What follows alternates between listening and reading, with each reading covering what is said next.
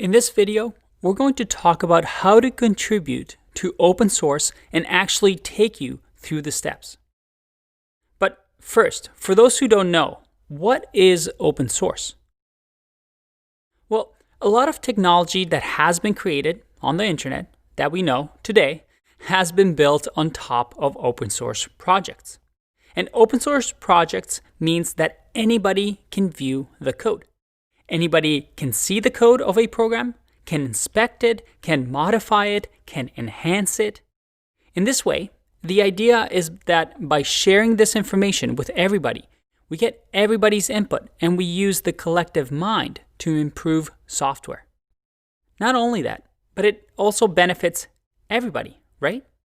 For example, the most famous example of an open source project is Linux, an operating system just like Windows or Mac OS, except it's built by everyday programmers. And it's code that is completely open sourced. Anybody can inspect the code, add on to it, and it's become so successful that most of the cloud that we know of, the servers usually run Linux. AWS, Google Cloud, Microsoft Azure, all of them use Linux. Some of you might be running Linux right now as you watch this video. So not only do you get to work with other developers from around the world, where you can build great projects by just working in teams, by learning how open source works, well, you don't have to create something as big as Linux. You can create a project with a friend, something very small and simple. It doesn't really matter. The idea is of collaboration, of openness and sharing code to hopefully improve on the collective knowledge. Finally, a lot of employers actually look upon open source contribution as a plus. So if you're able to put in your resume that you're an open source contributor, well, that's a good sign. Plus, it teaches you valuable skills using Git and GitHub to work in teams. If you're looking for job experience but you don't have a job, contributing to open source is the perfect way for you to learn how to work in teams and mimic a work-like scenario. This is a really important video and something I'm really excited about. So let's show you how to make your first open source contribution. Improve your resume, learn some real-life skills, and have fun along the way.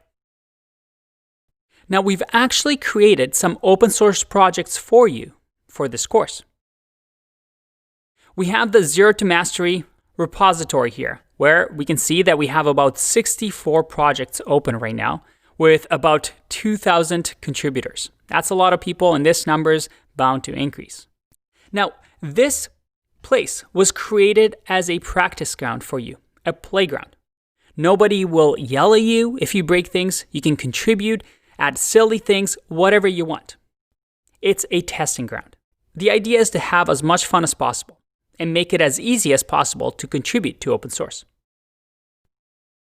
Now, within that organization, we have a great community of administrator or management team that will help you with these open source projects. By the way, who are these administrators? They're right here. Ignore my name. I help out as well, but they do a lot of the heavy lifting. And they are past students, just like you, that have had a bit of experience now. Most of them are working full-time, but they are now helping out the community by helping with our open source projects, our Discord, and generally just helping our community grow. So shout out to them. If you get a chance, say hi to them on Discord. They definitely do a lot for this community. They're very active on Discord and they really help maintain all of our open source projects.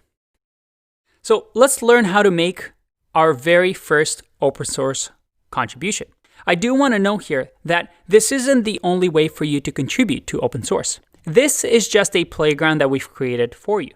But once you contribute here, you can go off and contribute to all the other open source projects all over GitHub they can find. You can contribute to projects like React and Angular. The world is your oyster. Or you can just stick to these, as we actually have a ton of projects here that are fun. We have events going on like Hacktoberfest. Well, we'll get to that shortly. We definitely have a great community of developers, and we can create some awesome projects together. Now, the way you want to get started is to first go to the Start Here guidelines. Now, in the Start Here guidelines, and I'll link to this page, you actually have a 4-step guide to get started. The first thing you want to do is to actually watch the Get Started guideline. A fellow student actually created this guide for you to follow the steps that I'll mention in this video. So you always have this as a reference. So after this video, definitely check out this document as a reference. But otherwise, once you've browsed through the document, make your first pull request. So if you've already watched my Git and GitHub videos, you should be all set. Otherwise, hopefully you're familiar with Git and GitHub. Now, the first thing we want to do is to actually add our names to the contributors.md file in this project.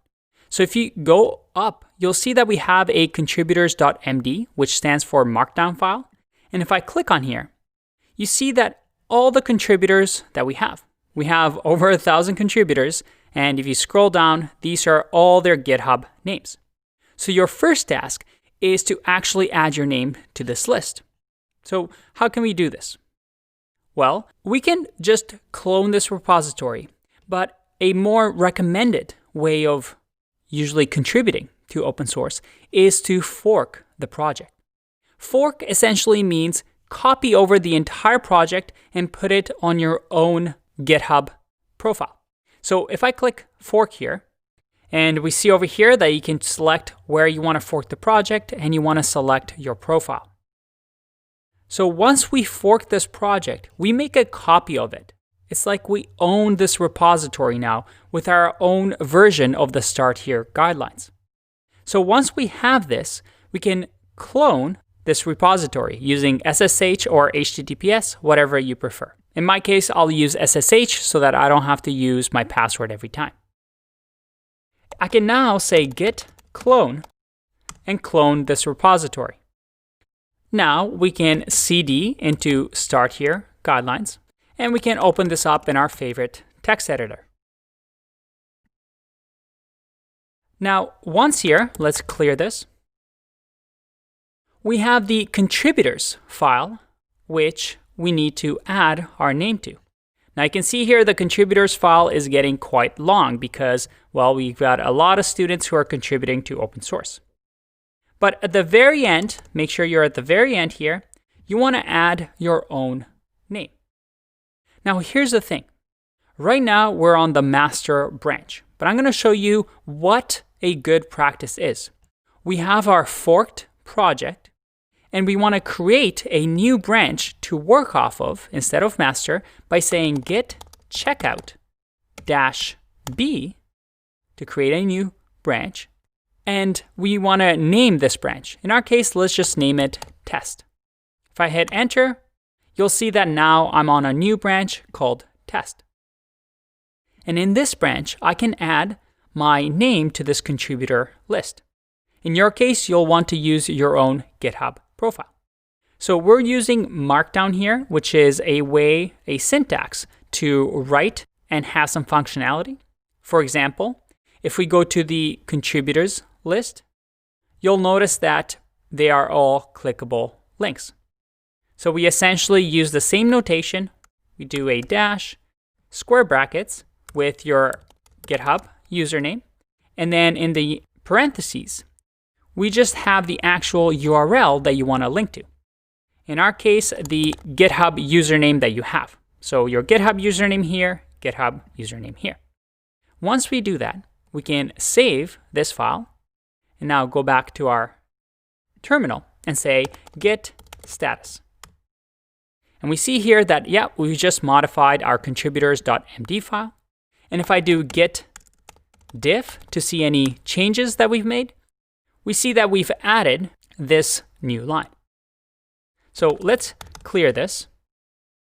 We have our name all set up, and we can now add this commit by saying git add and dot for everything. We'll add everything. And then git commit. And we'll write a message that says, added my name to contributor list. There we go. So now it's time for us to push these changes. Now, if I do git push origin master, well, right now, what that would mean is that we want to push to origin, and the origin is this start here guideline, which I forked. So the origin is actually my version of the project. And if I want to push to master, that is the main branch. But we don't want to do that because ideally, we want to be able to also change and add our name to the original Zero to Mastery Start Here guideline because this is the main project. So what we can do is instead of master, push to our test branch. So we say git push origin test. There we go. Now, if I go back here and go to my project and I refresh, I now have two branches, the master branch and also the test branch, which I just updated. So one way to do this is to click on new pull request. And you can add comments here like I've added my name to the list, and you can tag some of our maintainers. In my case, I'll just tag myself. If I do create pull request, I now have my pull request. And notice here how my pull request is now at the Zero to Mastery Start Here guideline. So that if I go back to our Start Here guideline, I see that I'm part of the pull request now, right here. And because I've tagged one of the management teams, so in this case, it was myself, or you can tag any of the management team that we have. Now, in this case, I'm cheating because I also help manage this. So I can just myself merge the pull request. Most likely in your case, you won't be able to merge it yourself. But if I click merge and confirm, there we go. I've merged my project. I've deleted the branch and the pull request is closed. If I want, I can even delete my own fork. But for now, let's keep it the way it is. Let's check the Start Here guidelines and see if my name has been added to the list. If I scroll all the way down, hey, check that out. There's my name on the list. So I've been added to the contributors list. That was pretty easy, right? And the cool part is that now if I go to my profile, I actually have Zero to Mastery as one of my organizations. So if you're able to add yourself to the contributors list, you can actually join the Zero to Mastery organization and have this little icon appear on your GitHub profile. And lots of GitHub profiles have organizations, so people usually have their workplace icon in here. So it's just a nice little thing to have on your profile to show that you're involved in the programming community. So we've just made a pull request, which is step 2, and that was pretty fast, right?